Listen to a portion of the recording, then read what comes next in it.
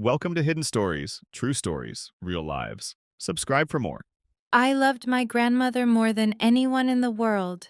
She was strict, sometimes harsh, but always fair. And most importantly, she kept my mother under control. The three of us lived together in her three-bedroom apartment. As long as Grandma was alive, my mother behaved herself. She helped around the house, smiled, played the role of a caring daughter and mother.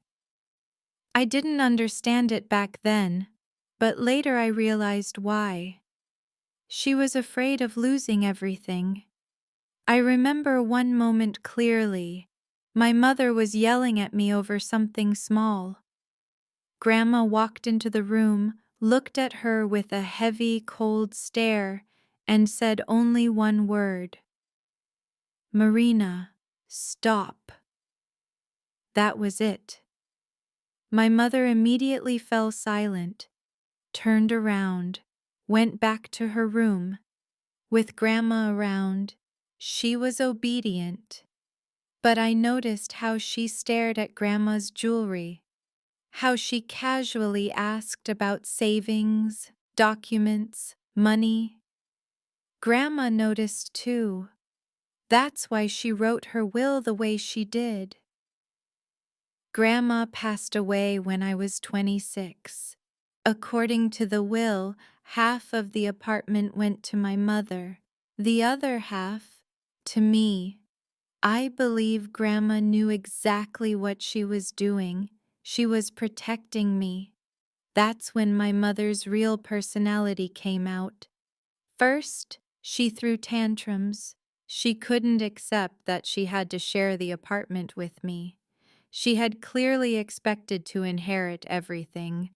Honestly, I don't even want to imagine how fast I would have been kicked out if she had. A week after the funeral, she said calmly, "We're selling the apartment. We split the money and go our separate ways." I wasn't against it. I really wasn't. But I had a bank deposit, 3 years of savings. I was planning to use it as a down payment for a mortgage. Only 6 months were left until it matured. "Mom," I said, "can we wait a little? If I withdraw now, I'll lose a lot of interest. Let me finish the term." She agreed, reluctantly. Said she'd just look at prices in the meantime. That agreement lasted 1 month. Then the pressure started. Hints, accusations, screaming. I tried to explain. The lost interest wasn't nothing. It was real money. She didn't care. "It's not my problem," she screamed. "I have a right to my share. Are you trying to rob me?" Living with her became hell.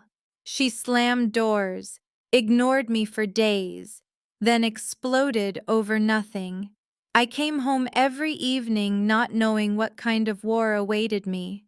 She would turn the TV on at full volume at 1 a.m. She accidentally threw away my food from the fridge. One day I came home and found a new lock on my bedroom door. "What?" She shrugged. "It's a shared apartment." She removed it later, but the message was clear. She would break me any way she could. Then she said, "I'll rent out my room. I have the right. Half of the apartment is mine." I looked at her and didn't recognize her. She wasn't my mother anymore. She was a stranger, greedy, cold. That evening, I made a decision. I withdrew the deposit, losing all the interest, borrowed money from friends, took out a loan, and I bought out her half of the apartment. She tried to raise the price. I calmly said we could sell the place slowly and painfully instead. She chose fast cash. She counted the money at the kitchen table, carefully, lovingly, didn't even look at me, packed her things quickly. Bye, she said, and left. 26 years of motherhood reduced to bye. I didn't cry. I just sat in the empty apartment and finally understood. I had always come second, after money. It took me 4 years to pay off the debts. There were months when I counted every coin. I lived on buckwheat and pasta. No vacations, no new clothes, no celebrations. Friends invited me out.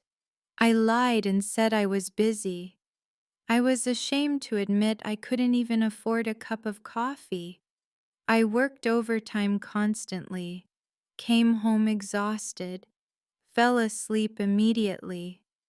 But every time it got unbearable, I looked at the walls and reminded myself, this is mine. No one can take it. No one can kick me out. Life slowly improved. I paid off the loan. I met Daniel. We moved in together, made plans, talked about marriage. He knew everything.